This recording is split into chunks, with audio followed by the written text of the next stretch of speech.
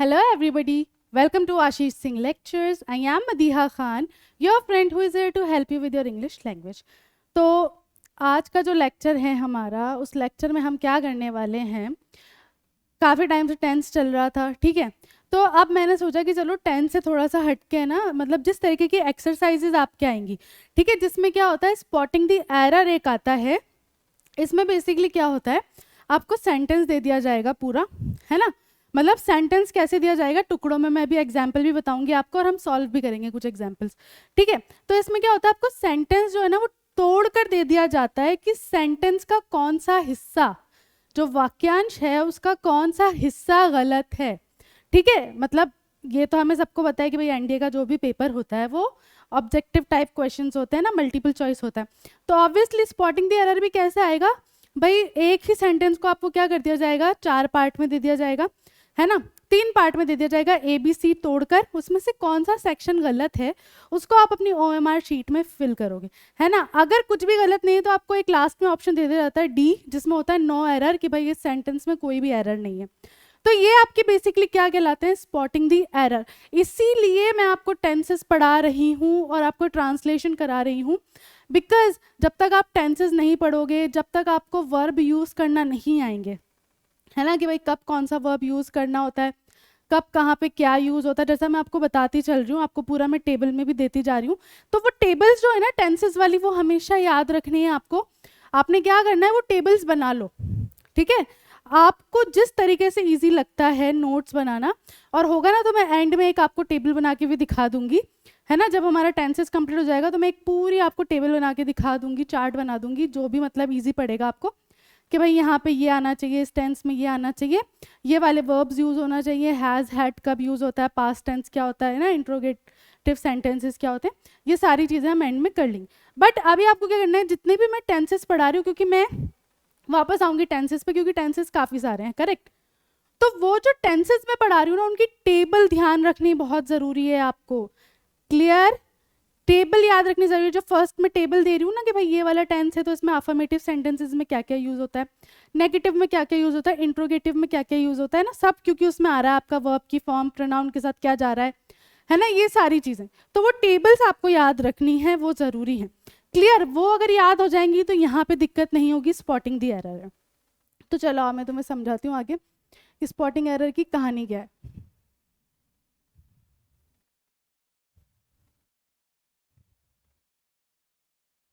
अब देखो, error spotting is a part of verbal ability section. Verbal ability section है ना, वर्बली जो हम बोल रहे हैं, in which grammatically incorrect sentences are spotted और करेक्टेड। भाई देखो क्या है, सब कुछ ग्रामर है, टेंस वगैरह क्या है, ग्रामर है ना। तो क्या होता है कि आपका जो सेंटेंस होता है वो ग्रामेटिकली करेक्ट होना चाहिए। अगर उस सेंटेंस में कोई गड़बड़ है या उसको करेक्ट करना होता है तो वो आपकी एरर स्पॉटिंग कहलाती है। It can be noun, pronoun, singular, plural, adjective, article, anything. ये कुछ भी हो सकता है, कहीं पे भी गड़बड़ हो सकती है आपके सेंटेंस में, तो वो चीज़। अब देखो इसके कुछ रूल्स हैं कि आपको कहाँ कहाँ पर ध्यान रखनी है चीज़ें। तो पहला हमारा सबसे बेसिक होता है नाउन, है ना। नाउन क्या होता है, कोई व्यक्ति, वस्तु, स्थान, है ना, संज्ञा। सबने पढ़ा है नाउन क्या होता है, कोई भी किसी भी व्यक्ति, वस्तु, स्थान के नाम को हम क्या कहते हैं, संज्ञा कहते हैं ना। तो अब नाउन में क्या होता है कि स्पॉटिंग द एरर, जब हम सेंटेंस बनाते हैं, चलो एक सिंपल बात ले लो, सेंटेंस बनाते हैं तो उसमें कब कब ध्यान रखना है, ठीक है। पहला देखो, nouns which represent plurality take a plural form. Plurality बहुवचन, ठीक है। प्लूरैलिटी से हमेशा याद रखना क्या होता है, बहुवचन, एक से ज्यादा, है ना, प्लूरल। तो हमेशा उसका वर्ब भी कैसा रहेगा, प्लूरल वर्ब रहेगा, ठीक है। तो प्लूरल वर्ब का मतलब क्या हुआ कि भाई अगर जैसे पुलिस है, देखो कभी भी आप पुलिसेस नहीं बोलते हो, है ना, चाहे कितनी भी पुलिस वाले हों, हम हमेशा पुलिस ही बोलते हैं। देखो पुलिस वाले मतलब एक से ज्यादा ही हुए, लेकिन हम क्या वर्ड यूज कर रहे हैं, पुलिस। तो ऐसे कुछ वर्ड्स होते हैं जिनको जिनको मतलब एस लगाना जरूरी नहीं होता, जिनके आगे उनको क्या होता है, वो प्लूरल फॉर्म में ही रहते हैं, है ना। जैसे कैटल, जो गाय भेड़ बकरी का जो भी झुंड होता है उसको हम कभी भी कैटल्स नहीं बोलते, कैटल ही बोलते हैं, है ना। पीजेंट्री, पीपल कभी भी पीपल्स नहीं होता, पता है ना ये तो, कि भाई अगर एक बंदा होता है तो हम उसको बोलते हैं पर्सन, है ना, और एक से ज्यादा लोग हो जाते हैं तो हम क्या बोलते हैं, पीपल। ठीक है, ये एक वचन है और ये बहुवचन है। क्लियर? ऐसे ही क्लर्की और ऐसे ही पुलिस होता है। तो अब देखो यहाँ पे क्या होता है ना कि भाई अगर आपका कोई सिंगल टर्म है, जैसे समझो यहाँ पर्सन था, सपोज करो पुलिस की जगह यहाँ पर्सन होता, तो हम यहाँ पे साथ में क्या यूज कर रहे होते, हैज, सिंगुलर ही यूज कर रहे होते फॉर्म। लेकिन क्योंकि हमारी फॉर्म ही प्लूरल है, यहाँ पे पुलिस दिया हुआ है, पीपल दिया हुआ है, तो तुम्हें क्या लिखना पड़ेगा, हैव। ठीक है, मतलब एक वचन के लिए लिखते हैं हम हैज, और एक से ज्यादा होता है तो हम लिखते हैं हैव। ठीक है, तो यहाँ कंफ्यूज मत होना कि यहाँ पे एस नहीं है, क्योंकि बहुत सारे ऐसे वर्ड्स होते हैं जो खुद ही प्लूरल होते हैं, है ना, जैसे पर्सन का पीपल हो गया, समझ आ गया। पुलिस मैन, अगर पुलिस मैन है तो एक ही बंदा है ना, और पुलिस है तो ऑब्वियसली ज्यादा लोग होंगे पुलिस में। तो यहाँ पे आपको क्या करना है कि आप हैज नहीं यूज कर सकते, आपको क्या यूज करना पड़ेगा, प्लूरल फॉर्म ही यूज करना पड़ेगा, जो क्या होता है, हैव। ठीक है, तो यहाँ पे अगर सेंटेंस आपका था पुलिस हैज कम, तो वो गलत है सेंटेंस, ये क्या है आपका, इनकरेक्ट है सेंटेंस।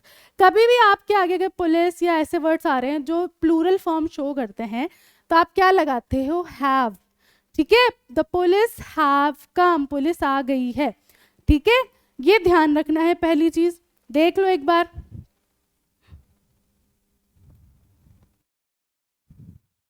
समझ आ गया?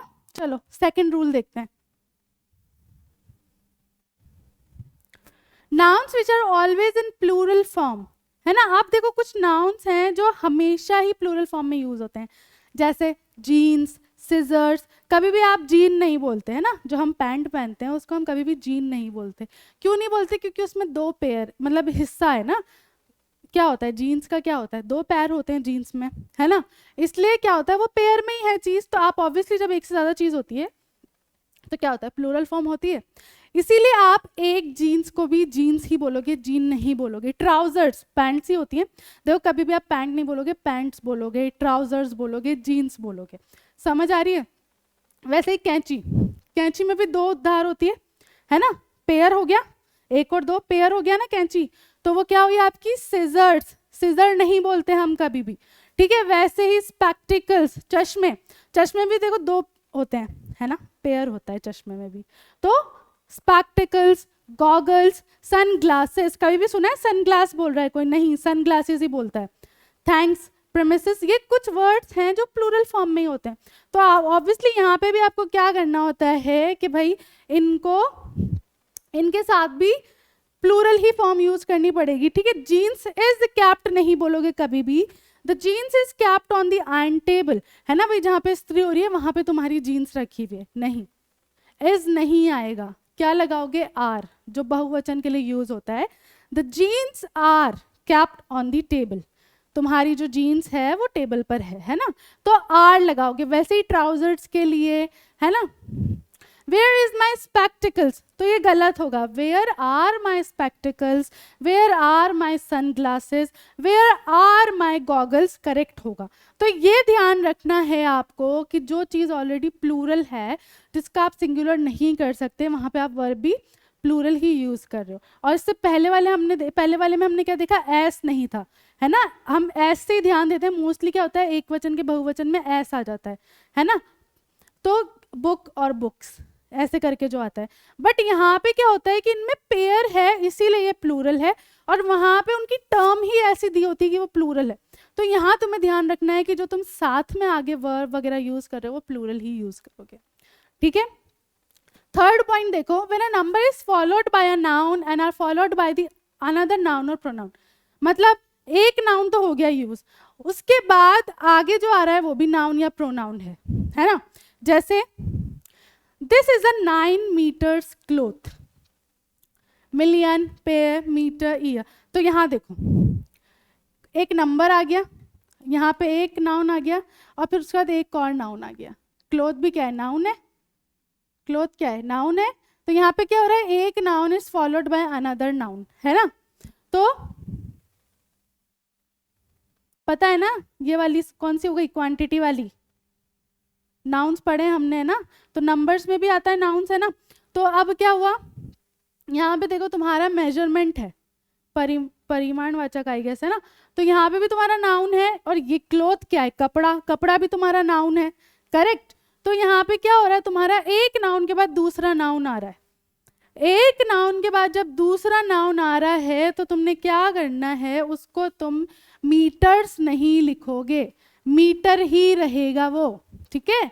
मीटर करेक्ट फॉर्म है, ऐसा नहीं कि भाई एक से ज्यादा है संख्या नाउन की, जो भी आगे नाउन प्रोनाउन आ रहा है उसकी संख्या अगर एक से ज्यादा है तो उससे कोई मतलब नहीं है, अगर आगे नाउन या प्रोनाउन है वो चीज सिंगुलर ही रहेगी, मीटर ही रहेगी, मीटर्स नहीं होगी, ठीक है। When a number is followed by a noun and are not followed by another noun or pronoun, देखो जैसे यहाँ पे क्या हो रहा है, 9 है, लेकिन तुम्हारा एक चीज है यहाँ पे और दूसरा तुम्हारा नाउन नहीं है। लॉन्ग नाउन नहीं होता, लॉन्ग एडजेक्टिव होता है ना, लॉन्ग एडजेक्टिव है, ठीक है। तो यहाँ पे क्या होगा, उस केस में तुम्हारा करेक्ट क्या कहलाएगा कि भाई उसको तुम बहुवचन बनाओगे। तो कहने का मतलब क्या है, अगर किसी सेंटेंस में नाउन प्लस नाउन है, ठीक है, तो उसमें एस नहीं लगेगा, वो सिंगुलर ही रहेगा, ठीक है। और अगर किसी सेंटेंस में नाउन के आगे नाउन नहीं है, मतलब नाउन या प्रोनाउन नहीं है, तो उसमें क्या होगा, एस लगेगा, ठीक है, प्लूरल फॉर्म आएगी। समझ आ गई इतनी चीज, ये कुछ रूल्स हैं, ठीक है। रूल्स क्या है, अगर नाउन के आगे भी नाउन या प्रोनाउन है, जिसकी भी बात हो रही है वो भी नाउन या प्रोनाउन है, तो वो सिंगुलर फॉर्म में ही आएगा।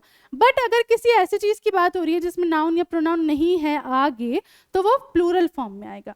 क्लियर, ये छोटे छोटे से कुछ रूल्स हैं जो आपको ध्यान रखने हैं। अब ये तो हो गई नाउन की बात, अब हम आ जाते हैं प्रोनाउंस में। अब प्रोनाउन के केस में क्या होता है, सर्वनाम है ना। प्रोनाउन क्या होते हैं, जब भी संज्ञा के स्थान पे जो भी शब्द यूज किए जाते हैं वो आपके क्या कहते हैं, सर्वनाम। मतलब अगर लड़का है तो ही यूज करोगे, लड़की है तो शी यूज करोगे, एक से ज्यादा लोगे तो दे यूज करोगे, है ना, यही आपके प्रोनाउंस होते हैं। अब इसमें देखो, अगर आपका हुज आ रहा है, the word whose is used for living people and which is used for non living thing. इसमें आपको क्या ध्यान रखना है, जब भी हम हुज लिखते हैं तो हम किसी जीवित चीज के लिए लिख रहे हैं, मतलब व्यक्ति के लिए लिख रहे हैं। उसके अलावा जितना भी सामान है वो कहाँ जाता है, विच वाले केस में, ठीक है। मतलब कोई अगर इंसान है ना, व्यक्ति है, तो आप क्या यूज करोगे, हुज। वो मैं बताऊंगी कैसे, अभी सिर्फ समझ लो। अगर कोई सामान है तो विच, इतना समझ आया। अब देखो कहने का मतलब, which cloth is kept on the table, है ना। अब यहाँ पे क्या होता है, देखो क्लॉथ क्या है तुम्हारा, क्लॉथ कोई पहन रहा होगा, है ना, किसी का कपड़ा होगा, तो यहाँ पे क्या आना चाहिए, हुज, ठीक है। हुज क्लॉथ, भाई किसके कपड़े पड़े हैं टेबल पर, तो किसके पड़े होंगे, किसी व्यक्ति के पड़े होंगे, किसी इंसान के पड़े होंगे, किसी जीती जागती चीज के ही पड़े होंगे, है ना। तो यहाँ पे देखो, मैं इंग्लिश में जो तुम्हें एक तो चीज शुरू से बता रही हूँ कि तुम्हें थोड़ा तुम्हारा सेंस यूज करना पड़ेगा, विदाउट सेंस कुछ नहीं होगा। जैसे हम हिंदी में अपना दिमाग यूं चला लेते हैं ना, ये चलाने की जरूरत ही नहीं पड़ती, इतने मतलब हम प्रो हैं हिंदी में। वैसे इंग्लिश में क्या होता है, आपको इतना दिमाग तो चलाना पड़ेगा कि आप सेंस लगाओ। ऑब्वियसली भाई किसी के कपड़े ही पड़े होंगे टेबल पे, है ना, किसी के कपड़े ही पड़े होंगे टेबल पे, तो कपड़े कौन पहनता है, इंसान ही पहनेगा, तो क्या आएगा, हुज। किसके कपड़े पड़े हैं तो क्या आएगा, हुज। तो करेक्ट वाला क्या हुआ, हुज वाला। Which photograph is lying here, which photograph, किसकी, किसी व्यक्ति की, किसी जानवर की फोटोग्राफ होगी, है ना। तो क्या होगा यहाँ पर, हुज। भाई किसने क्लिक करी है या किसकी पिक्चर है, हम यही बोलेंगे ना कि भाई किसकी फोटो पड़ी है, या हुज बुक इज, है ना, किसकी बुक पड़ी है। तो यहाँ पे क्या होता है, आप रिलेट कर रहे हो चीजें किसी इंसान से, तब आप यूज करते हो whose. Clear. A pronoun after like, unlike and let takes an objective case. देखो like, unlike या let आ रहा है, तब आपको क्या करना है, you will never find a woman like she. तो देखो कभी भी अगर आप किसी लड़की की बात कर रहे हो तो आप she नहीं यूज करोगे, क्या यूज करते हैं हम, हर। ये तो कॉमन है, ये तो मुझे लगता है मुझे बताना भी नहीं चाहिए तुम्हें, है ना। कभी भी कोई क्या बोलते हैं लड़का या लड़की के, हम जब ऑब्जेक्टिव टर्म यूज करते हैं तो हम क्या यूज करते हैं, लड़की के लिए हर, लड़के के लिए हिम, है ना। तो यहाँ पे हर आना चाहिए। लेट आई डू इट, आई के साथ जो ऑब्जेक्टिव टर्म होती है वो क्या होती है, ऑब्जेक्टिव केस वाली मी, आई और मी होता है ना। तो यहाँ पे भी क्या होता है, जब आप लेट, अनलाइक या लाइक यूज कर रहे हो तो आप उस प्रोनाउन की ऑब्जेक्टिव केस यूज करते हो, जैसे शी का हर, ही का हिम, है ना, और आई का मी, ठीक है। तो लेट आई डू इट नहीं होता, क्या होता है, लेट मी डू इट, मुझे करने दो। तो यहाँ पे इस तरीके से आपको ध्यान रखना है। क्लियर हुआ, देख लो एक बार अच्छे से। अब आता है हमारा एडजेक्टिव, विशेषण, ठीक है। अब आता है हमारा विशेषण, विशेषण की बात करते हैं फिर उसके बाद हम एग्जाम्पल शुरू करेंगे। एडजेक्टिव जो किसी भी चीज की क्या बताता है, विशेषता बताते हैं ना, किसी भी ना संज्ञा सर जो भी होता है उसकी क्या विशेषता बताने वाले शब्द विशेषण कहलाते हैं। उसकी क्वालिटी, उसकी स्पेशलिटी, उसका कलर वलर जो भी होता है सब बताने वाले शब्द आपके क्या कहलाते हैं, विशेषण, एडजेक्टिव, है ना। तो अब अगर आपका अगर हु या विच है तो रिलेटिव प्रोनाउन क्या यूज होता है, दैट, ठीक है। अब दूसरी चीज क्या कह रहा है, to show equality as is used both before and after the adjective. देखो अगर किसी भी चीज में आपको इक्वालिटी बतानी है तो आप क्या यूज करते हो, उस एडजेक्टिव के आगे पीछे, ठीक है। देखो यहाँ पे क्या है, I can run fast, run as fast if not faster than you. तो यहाँ कोई सेंस ही नहीं बन रहा है कि तुम क्या बोलना चाह रहे हो ना, कि भाई मैं, तुम्हारा कहने का मतलब क्या है कि मैं उतना ही तेज भाग सकता हूँ जितना तुम भाग सकते हो।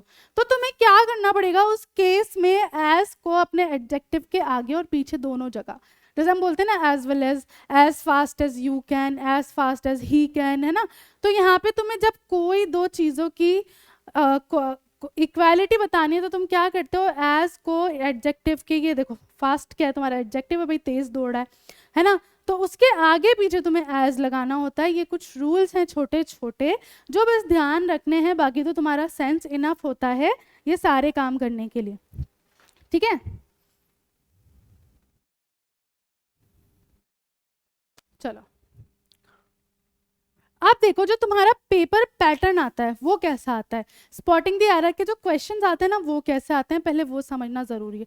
तो ये तुम्हारा ओरिजिनल कोई पेपर है प्रीवियस ईयर का ना, उसका मैंने यहाँ पे पिक्चर लिया ताकि मैं तुम्हें समझा सकूँ कि स्पॉटिंग द एरर कैसे आते हैं और तुम्हें कैसे लिखने हैं। क्लियर। तो पहले तो यहाँ सपोज करो ये तुम्हारी OMR शीट है ना, 1 2 3 4 5 ऐसे, और उसमें ABCD के ये बने होते हैं, है ना। OMR शीट ऐसी होती है हमारी, है ना।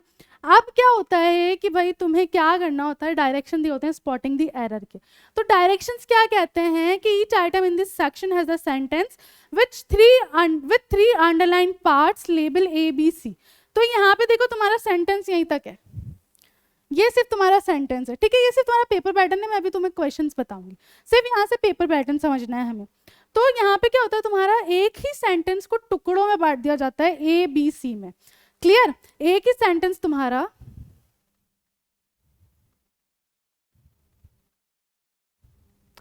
तीन टुकड़ों में बांट दिया जाता है, जो भी सेंटेंस होता है उसको तीन पार्ट में बांट दिया जाता है और उसके नीचे ABC लिख दिया जाता है, ठीक है। अब तुम्हें जो लास्ट ऑप्शन दिया जाता है ना वो दिया जाता है नो एरर का, ठीक है। ABCD तो तुम्हारे वही सेंटेंस के पार्ट है और D तुम्हें दे दिया जाता है नो एरर, है ना। अब देखो ये तुम्हारा सिर्फ पैटर्न है कि तुम्हें क्वेश्चंस ऐसे आएंगे, करेक्ट, क्वेश्चंस तुम्हें ऐसे आएंगे। अब देखिए यहाँ लिखा ही अपीयर्स, तो ही अपीयर्स तो सही है भाई, है ना। हमने पढ़ा था कि भाई क्या बोलते हैं, सिंगुलर के साथ सिंगुलर वो आती है, वर्ब आती है ना, एस वाली वर्ब आती है, तो ही अपीयर्स सही है, टू बी भी सही है। अ ऑनेस्ट मैन, अब तुम्हें ये बता है, देखो honest,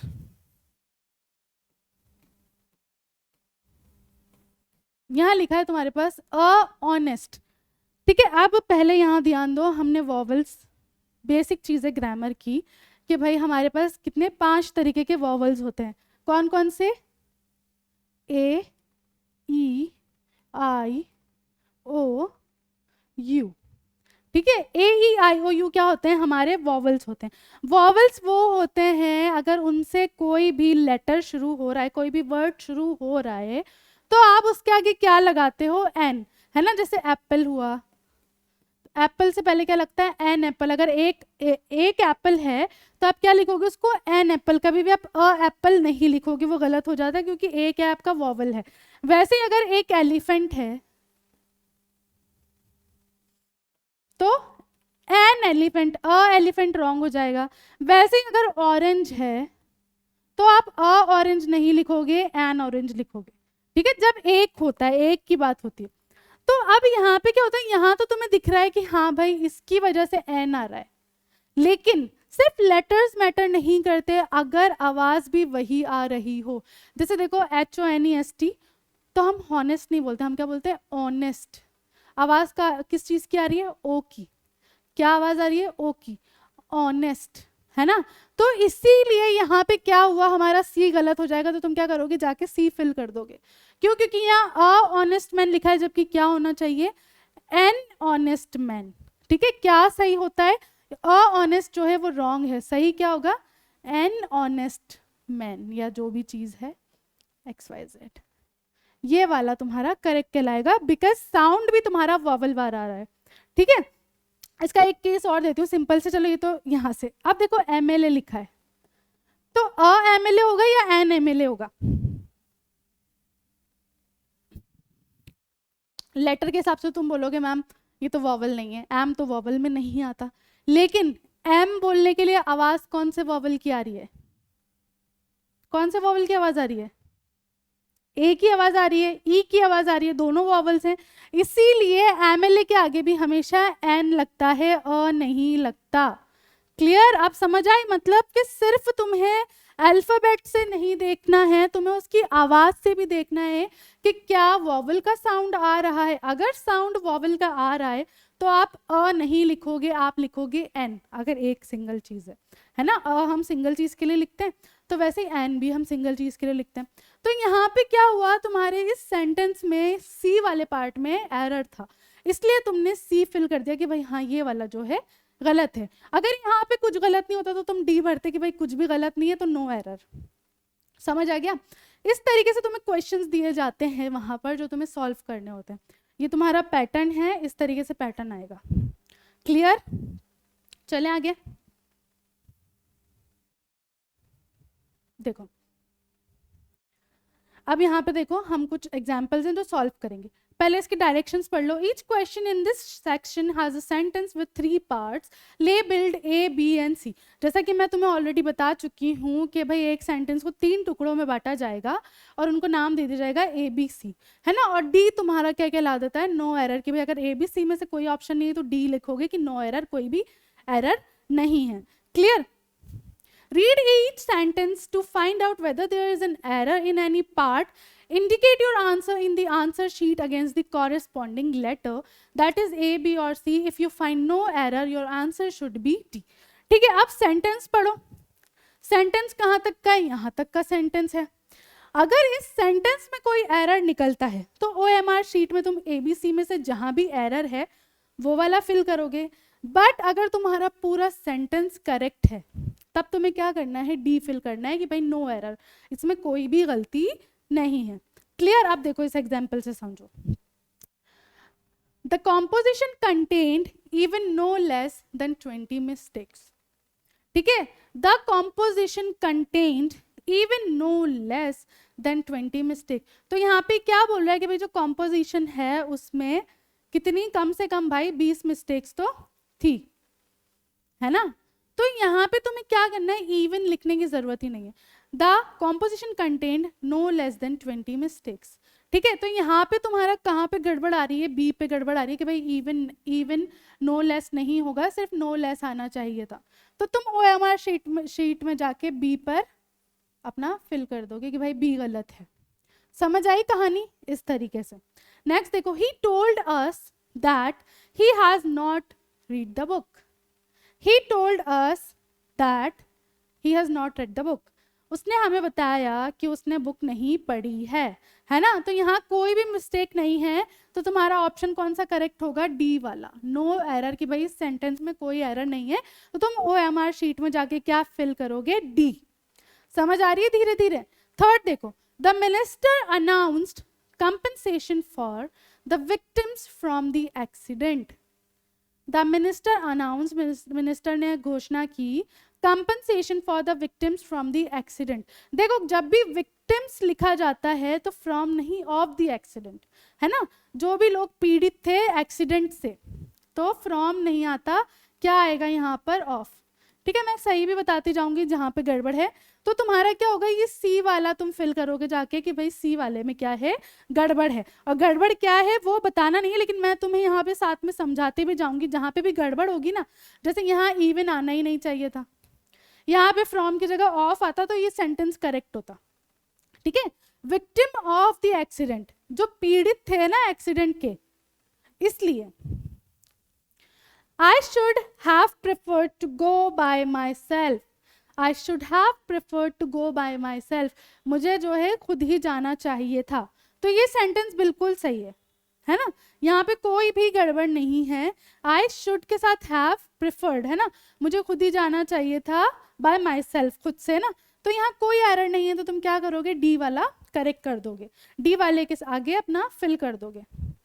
clear? There is no place in this compartment. यहाँ पर इस कंपार्टमेंट में कोई भी जगह नहीं है, तो there is no place in this compartment, ये करेक्ट है।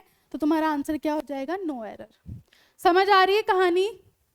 क्या एक ही सेंटेंस के 3 टुकड़े दे दिए जाएंगे, उस टुकड़े में से अगर कुछ भी गलत होता है तो वो फिल करोगे जाके, है ना, अगर कोई भी गलत नहीं है तो डी फिल कर दोगे कि नो एरर, कुछ भी गलत नहीं है। क्लियर हो गया यहाँ पर? सही है, इतना समझ आ गया? चलो आगे चलते हैं। The young man had no manner. ठीक है, जो यंग मैन था मतलब कोई ज़्यादा बूढ़ा नहीं, जवान नहीं, उसको कोई भी मैनर्स नहीं थे, मतलब उसको कोई तमीज़ नहीं थी, है ना। यहाँ पे देखो क्या हो रहा है, पास्ट में बात हो रही है इसलिए क्या लगा है, हैड। ठीक है, अगर यहाँ पे प्रेजेंट में बात हो रही होती तो हम लगाते हैं हैज़। लेकिन सही है ये सेंटेंस, क्योंकि ऑब्वियसली उसने पहले मैनर्स देखे होंगे ना, उसके बाद ही तो उसने किसी और से बोला होगा, है ना। डायरेक्ट और इनडायरेक्ट स्पीच पढ़ा है ना हमने, तो वही वाला सीन है यहाँ पे। तो यहाँ पे कुछ एरर नहीं है, तो no error. There are many beautiful furnitures in the room. Many beautiful furnitures. तो याद हो कि मैंने तुम्हें नाउन में एक चीज बताई थी कि भाई कुछ जो वर्ड्स होते हैं कुछ वो प्लूरल फॉर्म में ही होते हैं, ऑलरेडी उनको एस लगाना नहीं पड़ता आगे। तो वैसा ही वर्ड है एक फर्नीचर। तो ये क्या होता है, यहाँ पे फर्नीचर का ये नहीं आएगा, सिर्फ फर्नीचर होता। There are many beautiful furniture in the room. उस रूम में काफी अलग अलग प्यारे प्यारे फर्नीचर थे, आप फर्नीचर्स नहीं बोलते हो। ठीक है, तो इसमें कौन सा वाला गलत हो जाएगा, आपका बी वाला गलत हो जाएगा। बी पे जाके आपको OMR शीट में फिल कर देना है। ठीक है, the police man prevented us from entering into the hall. ठीक है, पुलिस वाले ने हमें रोक लिया हॉल में जाने से। तो यहाँ देखो कोई भी मिस्टेक नहीं है। ठीक है, यहाँ पर जो है कोई भी मिस्टेक नहीं है। तो यहाँ पे तुम क्या लिखोगे, कौन सा वाला सही करके आओगे, डी वाला, नो एरर। क्लियर? समझ आ रही है ना, इजी है। The world comprises good and bad people.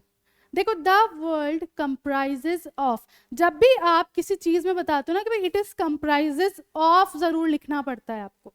ठीक है, आपको ऑफ जरूर लिखना पड़ता है। तो यहाँ पे आपका कौन सा गलत हो गया, बी वाला। क्यों? क्योंकि यहाँ पर ऑफ भी आता।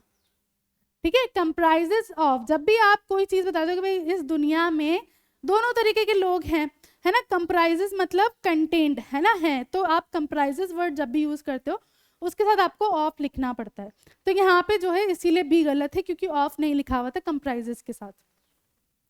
Would you please order for T and biscuits for all of us. Would you please order, देखो जब हम कभी भी कोई चीज़ ऑर्डर करते हैं तो हम क्या बोलते हैं, भाई मेरे लिए पिज्ज़ा ऑर्डर कर देगा, है ना। हम सबके लिए चाय और बिस्किट ऑर्डर कर दे तो हम फॉर नहीं यूज़ करते, है ना। तो यहाँ पे तुम्हारा क्या हुआ, बी रॉन्ग हो गया, क्योंकि तुम्हें यहाँ पे इसकी ज़रूरत ही नहीं थी। Would you please order T and biscuits for all of us. ठीक है, सिंपल बोलोगे कि भाई ये चीज़ ऑर्डर करनी है तो उसके लिए फॉर क्यों बोलना पड़े, है ना, ऑर्डर करने के लिए क्यों बोलना पड़े, भाई ऑर्डर करोगे ना डायरेक्ट, तो फॉर नहीं आता तो ये सेंटेंस करेक्ट होता, बट यहाँ पे फॉर लगाने की वजह से तुम्हारा बी वाला जो है वो रॉन्ग हो गया है। समझ आ गया? देखो एक बार, फिर आगे चलेंगे।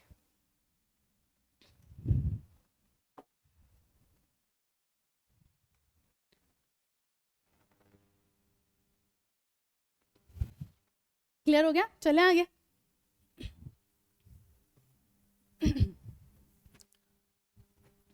I have paid my bill for electricity only a week ago. I have paid my bill for electricity only a week ago. मैंने एक हफ्ते पहले अपना बिजली का बिल पे कर दिया। तो वाई हैव लगाने की क्या जरूरत है भाई? सीधा बोलेंगे आई पेड माई बिल, है ना। जब आप ऑलरेडी कर चुके हो तो हैव लगाने की जरूरत ही क्यों पड़ी है? तो आपका ए वाला गलत हो गया, क्योंकि आपको हैव की जरूरत ही नहीं थी। आप डायरेक्ट बोलते I paid my bill for electricity only a week ago, मैंने एक हफ्ते पहले ही बिल भर दिया, है ना। He has just been appointed ambassador to an important country for a 5-year term. तो यहाँ पे देखा जाए तो कुछ भी गलत नहीं है, ठीक है। उसको जो है जस्ट अपॉइंट किया गया एम्बेसडर एक इंपॉर्टेंट कंपनी के लिए 5 साल के लिए, है ना, 5 साल की टर्म पे। तो ये बिल्कुल करेक्ट है। This is the old man whom I said had helped me. This is the old man whom I said had helped me. तो यहाँ पे कुछ भी रॉन्ग नहीं है।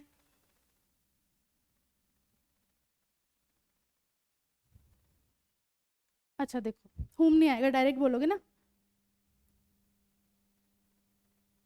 I said क्यों बोलना पड़ा है? This is the old man whom had helped me, ठीक है। तो यहाँ पे क्या हुआ? ये गलत हो गया। The dog pushed the door open and stole the meat. कुत्ते ने दरवाजा खोला और मीट चुरा लिया। तो यहाँ पे देखो पास्ट टेंस में वास्ता दे तो बिल्कुल सही है, स्टोल ही होगा, स्टील का स्टोल होगा पास्ट टेंस में, तो यहाँ पे करेक्ट है, ये गलत नहीं है। The truck driver accused the lady for walking in the middle of the road. ठीक है। आप देखो क्या होता है, हमेशा जब भी हम किसी को अक्यूज करते हैं या कोई किसी को अक्यूज करता है, मतलब किसी पर इल्जाम लगाता है, तो यहाँ पे क्या आता है? ऑफ लेडी, ठीक है। Accuse the lady of walking, sorry, for की जगह क्या आ जाएगा? ऑफ। जैसे हम वो विक्टिम वाली चीज कर रहे थे तो वहां पे भी हमने ऑफ बोला था, वैसे ही यहाँ पर भी तुम्हें क्या करना पड़ेगा? फॉर की जगह ऑफ लिखना पड़ेगा, ठीक है। तब जाके तुम्हारा सेंटेंस करेक्ट माना जाएगा, क्योंकि तुम किसी को अक्यूज कर रहे हो। और कभी भी किसी को अक्यूज करते हैं हम तो फॉर नहीं लिखते, ऑफ लिखते हैं, ठीक है। क्लियर हो गया? जब भी अक्यूज वर्ड आएगा और जिस चीज का इल्जाम लगाया जा रहा है उससे पहले आप ऑफ लगाओगे, फॉर नहीं लगाओगे, ठीक है। Everybody it must be admitted has their ups and downs.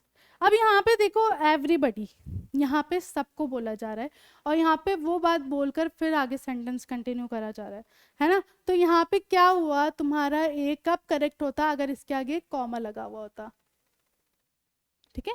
क्योंकि आप क्या कर रहे हो? एक पॉज ले रहे हो। एवरीबडी, है ना, सबको बोल रहे हो कि भाई ये चीज़ जो है एडमिट करना ही चाहिए कि भाई सबकी लाइफ में अप्स एंड डाउन्स आते हैं। क्लियर?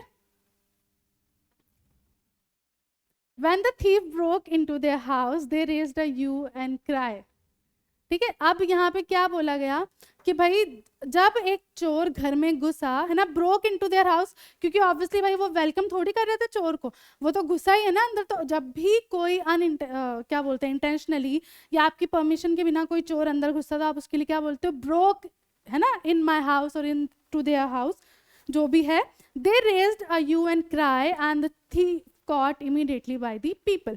तो वो जो है होता है ना भाई, हल्ला गुल्ला मचाना, सब डर गए, उन्होंने शोर मचाना शुरू कर दिया और क्या हुआ कि भाई वो इमीडिएटली पकड़े भी गए। तो यहाँ कोई एरर नहीं है, तो आपका ऑप्शन कौन सा करेक्ट हो जाएगा? No error. और इसमें बता चुकी हूँ मैं ना। 18 देखो, I have tried to meet him several times, he isn't never at home. तो यहाँ पे क्या बोला जा रहा है कि भाई मैंने उससे काफी बार मिलने की कोशिश की, है ना, but he isn't never at home. भाई अगर वो घर पर नहीं, isn't, is not, never at home, तो कोई सेंस ही नहीं बना ना। या तो इज नेवर एट होम या तो फिर ये लिखो कि भाई इज नेवर एट होम, कि वो कभी घर पर होता ही नहीं है। अब तुम लिखो is not never at home, कि वो कभी घर पर होता है, होता नहीं है, मतलब दोनों क्या हो रहा है? आपस में कैंसिल हो जा रहा है। तो तुम्हें क्या करना पड़ेगा? नेवर की जगह अगर यहाँ लिखा होता ऑलवेज, कि वो हमेशा घर पर नहीं होता, तब ये वाला तुम्हारा करेक्ट आता, ठीक है। ये सी है। दिस इज सी और ये आएगा डी। तो यहाँ पे तुम्हारा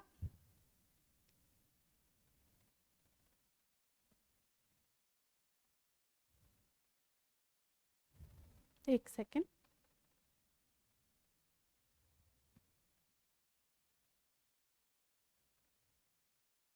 ठीक है। तो यहाँ पे तुम्हारा जो है कौन सा वाला गलत हो गया, सी गलत हो गया।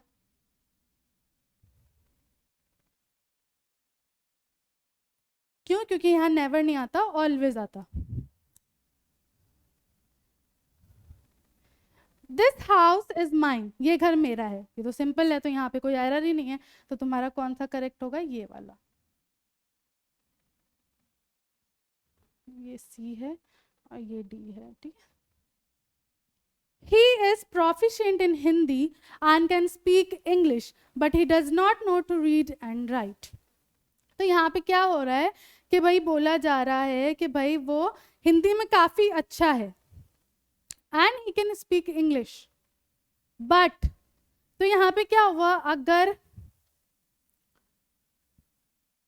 ही does not know to read and write, ठीक है ये सही है, इसको क्या लिखोगे, नो एरर है ना, क्योंकि बट लिख रहे हो तो कॉमा की जरूरत नहीं है, सिंपल आपका कि भाई वो जो है काफ़ी स्किल्ड है, उसे काफ़ी अच्छे से हिंदी आती है, इंग्लिश भी बोल लेता है, बट उसे जो है इंग्लिश में लिखना और पढ़ना नहीं आता है ना। तो यहाँ पे क्या हुआ तुम्हारा कि यहाँ कोई एरर नहीं है। अच्छा वेट, यहाँ एरर है एक, देखो एरर कहाँ पे, एरर है यहाँ पर। W बड़ा कैसे आएगा, अगर आपका सेंटेंस कोई कंटिन्यू चल रहा है, चलो ये तो नाउन प्रोनाउन है तो ये तो हमारे आते हैं, लेकिन W यहाँ पे क्या होता है, छोटा आता, तो ये सही होता। तो यहाँ पे आपका कौन सा वाला गलत हो गया, सी वाला, ठीक है। यहाँ पे आपका कौन सा रॉन्ग हो जाएगा, सी रॉन्ग हो जाएगा, जस्ट बिकॉज एक वर्ड गलत है, सिर्फ एक लेटर गलत है ना, वर्ड नहीं एक लेटर गलत है। तो इसीलिए आप जब भी स्पॉटिंग दी एरर करोगे हमेशा पूरा ध्यान से देखना, लेटर्स पे ध्यान देना, नाउन पे ध्यान मत देना। नाउन तो ऑब्वियसली आप पहला लेटर कैपिटल लिखोगे ना, इंग्लिश क्या है, नाउन है, प्रॉपर नाउन है, इंग्लिश लैंग्वेज है ना। तो क्या हो रहा है यहाँ पर कि नाउन्स को नहीं, बट अगर कोई नॉर्मल वर्ब या किसी चीज़ में बड़ा आ रहा है, कोई सेंटेंस कैपिटल आ रहा है, कोई लेटर, तो वो आपका क्या होगा, गलत हो जाएगा, क्योंकि जब तक फुल स्टॉप नहीं लगता नाउन के अलावा कोई भी लेटर आपका कैपिटल नहीं आना चाहिए, है ना। तो इस तरीके से आपको क्या करना है, इन छोटी छोटी चीज़ों पर ध्यान देना है, और इस तरीके का पेपर पैटर्न आएगा, है ना। और उसमें से अगर किसी सेंटेंस के पार्ट में गड़बड़ है तो उसको मार्क कर देना। तुम्हें सिंपल, तुम्हें बस क्या करना है, उसको मार्क करना है ना। तुम्हें वहाँ लिख के नहीं आना है कि क्या सही है क्या गलत है, ये नहीं करना, बस मार्क करना है कि भाई ये वाला गलत है, और कोई भी गलत नहीं है तो सिंपल डी जो है उसको मार्क कर दो कि भाई डी वाला आएगा, है ना। और मार्क करने का मतलब है जो भी आपको OMR शीट मिली है उसके अंदर फिल करना है। तो इसी तरीके से आपको जो है बस सिंपल काम करना है, बस इस तरीके से स्पॉटिंग दी एरर होता है। इसीलिए टेंस पढ़ना बहुत ज़रूरी है आप लोगों के लिए। तो टेंस में जो मैं टेबल स्टार्टिंग में बता रही हूँ ना, ट्रांसलेशन तो मुझे लगता है बच्चों को आ गया होगा, है ना, और नहीं भी आए तो मैं और कराऊंगी आगे एग्जाम्पल सॉल्व, लेकिन वो जो टेबल है ना वो याद रखना बहुत ज़रूरी है, क्योंकि वो स्पॉटिंग दी एरर में काफ़ी काम आएगी। तो इसी के साथ आज की क्लास जो है वो हम यहाँ ख़त्म करते हैं, मिलते हैं नेक्स्ट क्लास में। तब तक के लिए this is Madiha Khan signing off right now, bye bye and have a nice day.